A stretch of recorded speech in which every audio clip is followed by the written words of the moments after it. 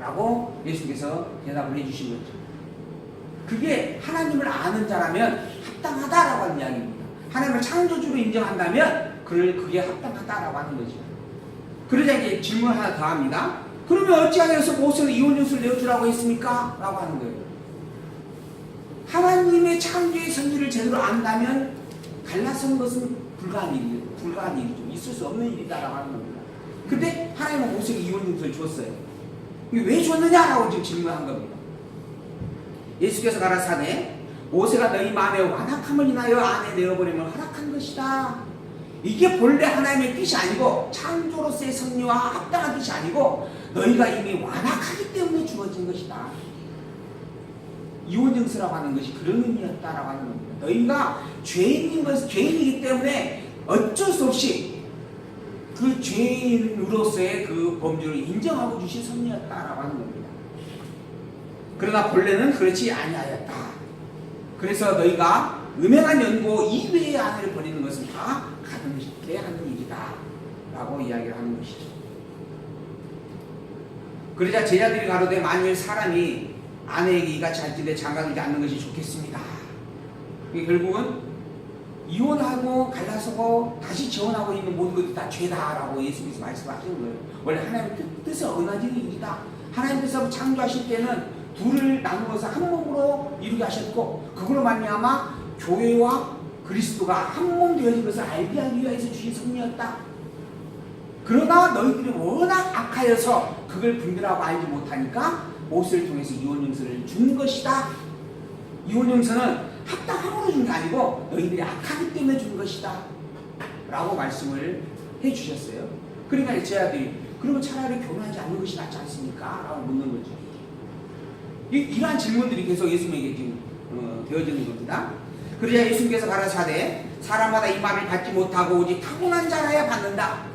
원래 결혼이란 하나님께서 처음부터 남과 여로 나누어서 만나지게 섭리되어진 것이에요. 그러니까 결혼하는 게 자연스러운 일이다라고 하는 겁니다. 하나님은 원래 뜻도 합당하고 그러나 더러 결혼하지 않겠다라고 안 올 수 있다라고 하는 부분은 어떤 경우냐면 타고난 자다. 하나님께서 그러한 성품으로 이 땅에 보낸 자만이 가능한 일이다. 어미의 태로부터 고자된 자는 사람이 만든 고자도 있고 천국을 가해 스스로 고자가 된 자도 있다. 그런 자만이 혼자 사는 부분인 것이고 그리고 하나님의 본래의 뜻은 하나를 둘로 나누었고 그 둘이 다시 하나가 되게 하는 섭리가 합당한 섭리였다라고 이야기를 하는 겁니다. 하나님께서는 성경을 보게 되어지면 처음에 인간을 만들었다고 그랬습니다. 인간. 근데 그 뒤에 보면은 둘로 나누어져. 남과 여로 나누게 되어집니다. 근데 남과 여가 가까이였다가 이게 다시 한 몸을 이루게 되어지죠. 그래서 아담이 하와를 보고 내 뼈 중에 뼈요, 내 살 중에 살이라 라고 하는 거죠. 원래 하나님은 인간을 창조해서 인간, 즉 아담이라고 하는 인간 하나를 만들어 놓은 겁니다. 그러나 그러고 난 다음에 그 갈비뼈에서 그 몸에서 갈비뼈 하나를 빼가지고 둘로 이렇게 분리가 된 거지. 그러니까 사실 남자에게는 갈비뼈 하나가 없을까요? 남자는 다 갈비뼈 똑같이 있습니다. 이러한 섭리를 하나님께서 만드셨다라고 하는 것을 확인을 해주는 내용이에요.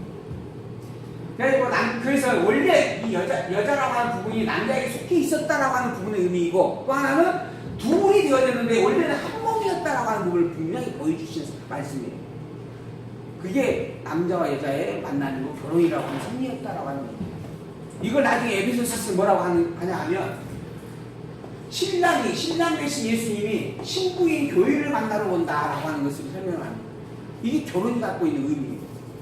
우리가 단순히 남자와 여자로서 좋아해서 만나는 일이지만은 실제 그렇게만 생각하고 바라볼 일이 아닌 거예요.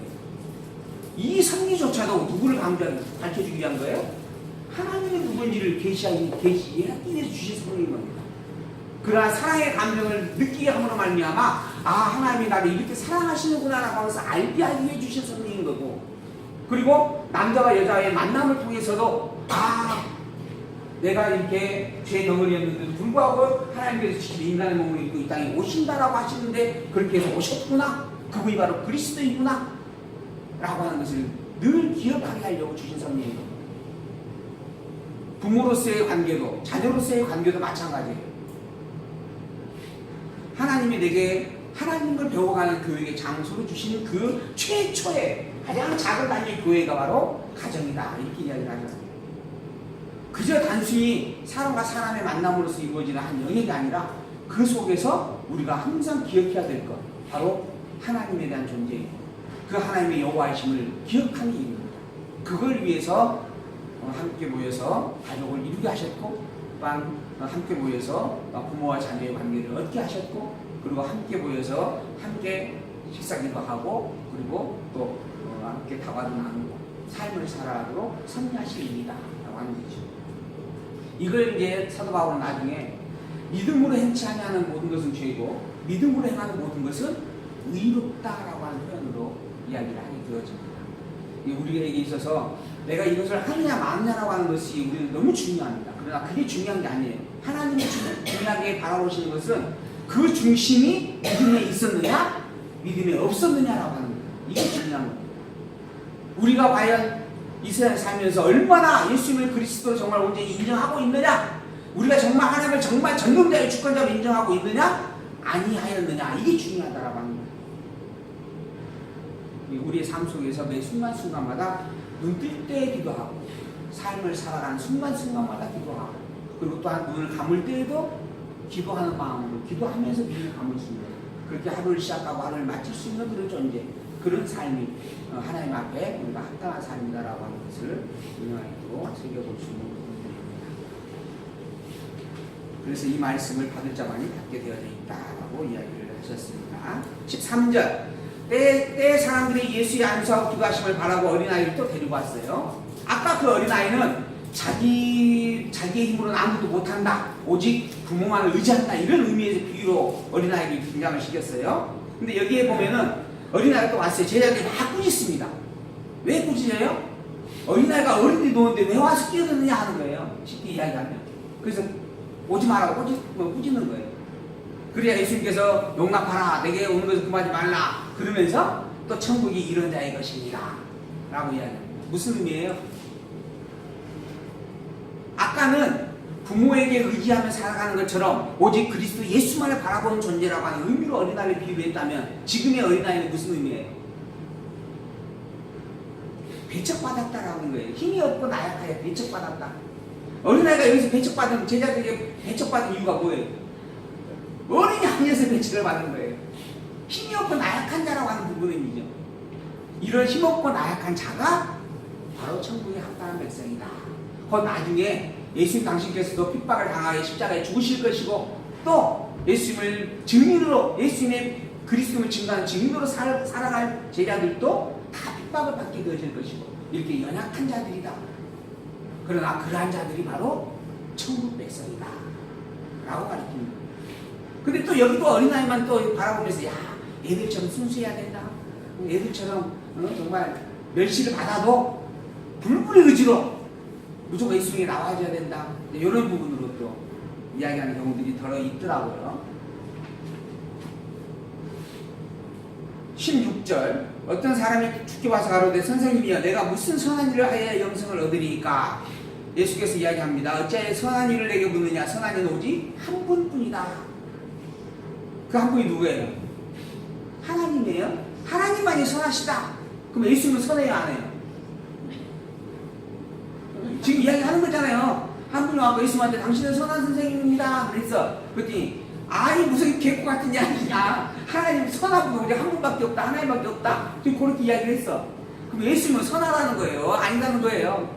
당신은 선한 분이 아니다 지금 이야기하는 거 아니에요? 그래요, 안 그래요? 예수님은 선한 분이에요, 악한 분이에요? 어려워요? 하나님만이 선하다. 근데 지금 예수님은 본질이 뭐예요? 하나님이잖아요. 하나님의 아들로서 지금 이 땅에 오신 거예요.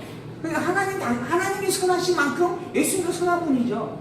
근데 지금 질문을 하는 거예요. 하나님에 대한 부분에 하나님이 어떤 분인가 라고 하는 것을 관심이 두고 찾아와서 질문해야 되는데, 그게 아니고 내가 무엇을 해야 하나님 나라에 갈까요? 지금 이렇게 질문하는 거예요.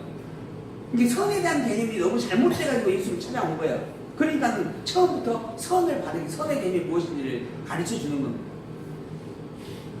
오직 하나님만이 참선하신 분이다.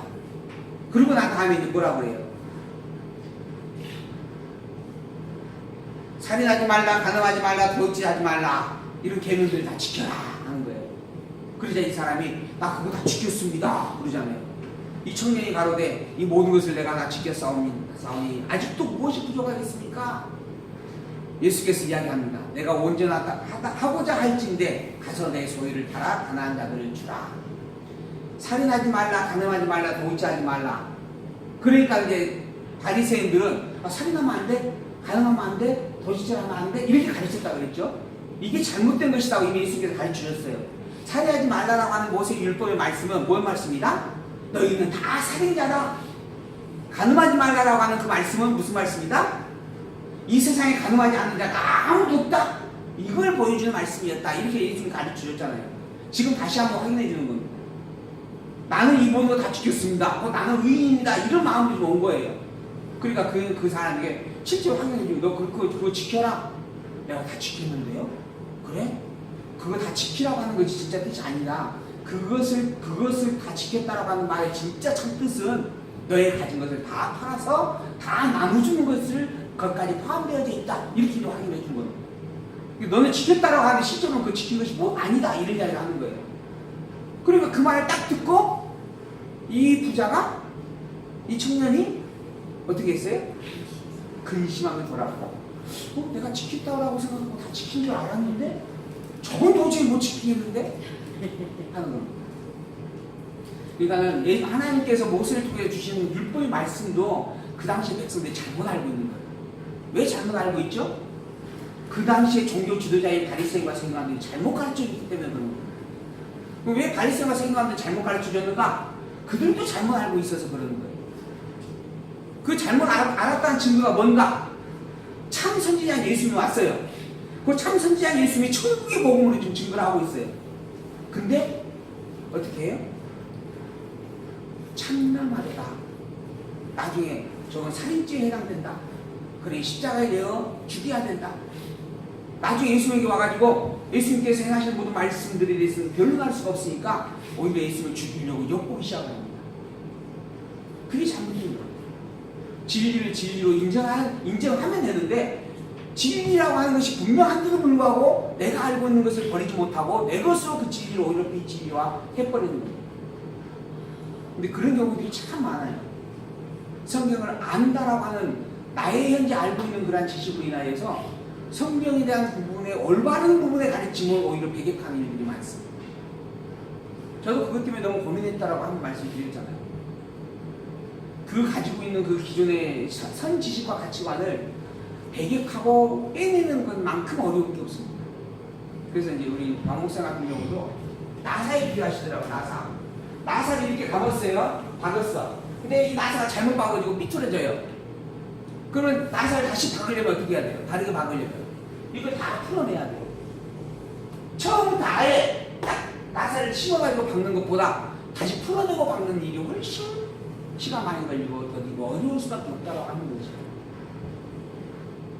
그런데 그런 우리였습니다. 모두가 다 잘못 알았어요. 왜 잘못 알았는가? 타락함으로 말미암아 참된 하나님을 잊어버린 존재가 되었기 때문에. 그러니까 다 거짓된 잘못된 것을 알고 살 수밖에 없는 존재가 되어져버린 겁니다. 그런데 그럼에도 불구하고 하나님께서 선지자를 보내고 많은 선견들을 보내가지고 끊임없이 말씀을 가르쳐 주었어요. 그것으로도 깨달아 알아먹지 못하니까 당신의 아들까지 보냅니다. 근본된 당신이 인간을 머무르고 있다. 여기까지 하시는 거예요. 그런데도 깨달아 알지 못하면 어떻게 돼요? 이제는 답이 없습니다. 하나님 당신께서 인간을 머무르고 있다. 와서 직접 보여주기까지 했는데 그것조차 알지 못하고 깨닫지 못하면 글쎄 그 이상의 무슨 증거가 있겠어요? 더 이상 증거가 없어요. 근데 그럼에도 한 가지 소망을 주셨어요. 그 인자의 말을 거역할지라도 용상을 받을 수 있거니와 그러나 그 인자가 가고 난 뒤에 보내주는 성령을 거역하면 그거는 더 이상 답이 없다. 하나님께서 당신이 직접 증거했어요. 거기다 예수를 보내가지고 증거했어요. 그리고 난 다음에 마지막 예수 그리스도 통하여 하나님 당신을 증거하는 이의 최고의 증인으로 성령을 보냅니다. 성령이 끝이에요. 그러니까 이제 성령의 가르침을 알아듣지 못하면 더 이상 답이 없습니다. 지금 우리가 이렇게 성령을 깨닫는 게 그 성령 때문이에요. 우리가 지금 예수님을 만날 수도 없습니다. 지금으로부터 몇 년 전에 돌아가셨어요? 지금으로부터 2000년 전에 돌아가셨어요. 그 예수님을 우리가 본 적도 만날 수도 없는 상황에, 그런데도 불구하고 우리가 예수님이 정말 그리스도이구나 라고 하는 것을 어떻게 깨닫게 되어지는가? 이 성령 때문에 깨닫게 되는 거예요. 이걸 그래서 보혜사라고 이야기하고 또 지혜의 영이다 라고 이야기합니다. 성경을 깨달아 알게 하여서 하나님의 참 말씀의 뜻을 분별케 해주는 사역을 행하시는 분. 이 성경의 가르침으로 우리는 예수님이 그리스도이심을 너무 분명하게 확인해 가고 있습니다. 더더구나 이 성경을 통해서 확인하고 있는 이 성경에 있는 내용들을 보면 볼수록 과연 예수님이 그리스도일 수밖에 없구나 라고 고백을 합니다. 이 모든 내용의 결론은 단 한마디입니다. 예수는 그리스도가 틀림없다.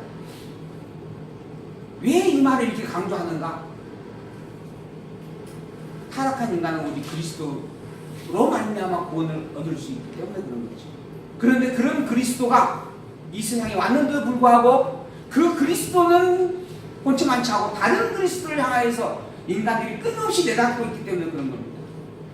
여기서 무슨 기적이 일어난 것 같으면 우우하니 몰려가고, 저쪽에서 뭔 일이 또 놀라운 일이 비상식적인 일이 있는 것 같으면 또 우우하니 몰려가고, 비상식적이라고 하는 표현보다는 좀 기적 같은 일, 그런 일들이 생기면 우우하니 몰려가고,